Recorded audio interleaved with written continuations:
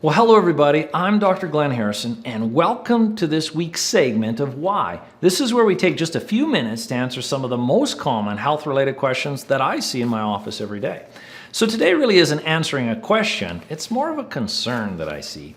So I love studying behavior and trying to understand why people do what they're doing. Well, I'm always trying to understand myself out too. But it plays a big role in behavioral patterns. And when I see the health epidemic in our world, where our health in the Western world is declining, going down, I often ask, well, how is this happening? How are people always making poor choices and poor decisions, and they're really paying for it in the long run? Well, I identify two major things that is creating this epidemic. And maybe if I shed light on them, it will help you out. So what happens is they're mindset problems. They're psychological, we'll say, deficiencies. And we're all victim of it, some of us more than others. So I want you to be aware of it. The two things are, the first thing is what do I have it here, right here, is making choices that give us instant gratification. I talked about this in a previous video. It might be a food. As soon as I eat it, it tastes great, I feel so good. But the long-term consequences and health problems are not good. So we tend to do things that give us instant gratification, like dopamine responses. It might be hitting snooze another time because we're too lazy to get out of bed for our workout. It could be any of those things. It could be, I'm too lazy to cook, so I'm going to order in, and the food coming in is going to be terrible. Or watching another movie or another show on Netflix or something like that when it's past my bedtime. Okay, instant gratification, but detrimental for the long term. So that's one thing, instant gratification, pursuing those things. That's one problem. The second problem is we do what we need to do now. What does that mean? We don't do what we want to do. We don't do what we'd like to do. We don't do what we should do. We do what we need to do now. Okay, what is that? I'll give you an example. Now, this isn't everybody, but many people. Imagine your car has bald tires, and we just keep driving it and driving it and driving it because we don't need to do anything yet. But then we have a flat tire. Now I got to take it to the shop. Now I need to do it. We do what we need to do right at this moment, and we put off all these other things. We procrastinate.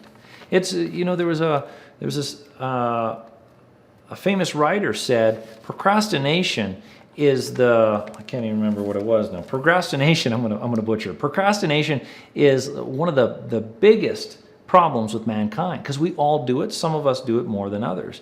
So that just leads to more problems. So how do we look past these? Well, the instant gratification problem, if you catch yourself hitting snooze, if it's bedtime and you know you need to get to bed to get your sleep, to feel better and have energy, promoting your health, don't watch that other show. If you find yourself going into those old patterns, the easy patterns, stop. If it's easy, don't do it because there's going to be consequences to it.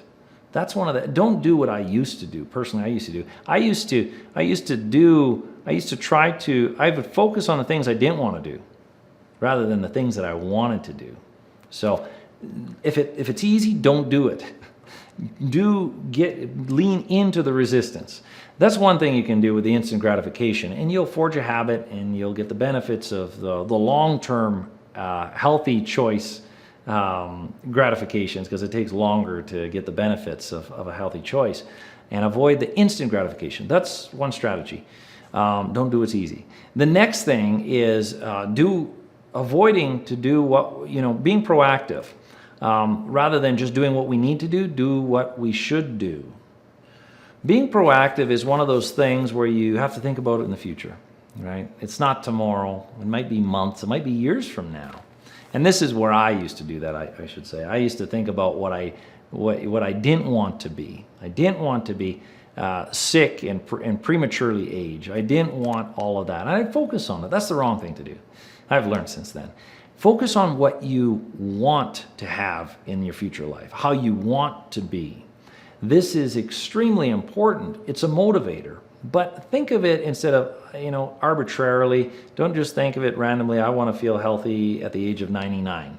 Think of it as maybe at the age of 90 or whatever age you want to be, I want to still be living in my house. I want to be active. I want to be vibrant. I want to grow old gracefully with my loved ones.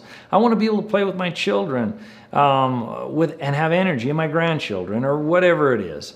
Hike mountains at a ripe old age of, I don't know, 93, something like that. Think of what you want in the future. Think of it in a proactive fashion, because health is really, it's like your taxes. If you don't pay attention and keep up with your taxes throughout life, you are going to pay in the end. And you're not just going to pay in the end, you're going to pay with interest. So if you keep up with your health now, you invest in your health, you maintain your health, you are going to have that throughout life. So don't put off these things. But those are the two problems that I see. Please don't fall victim to it. Pursuing instant gratification and ignoring the shoulds and only focusing on the need to nows. Focus on the maintenance and be proactive. So anyway, I hope that's helpful with all of that. I look forward to talking to you next day, where we're going to answer the why to another health-related question. Have a great day.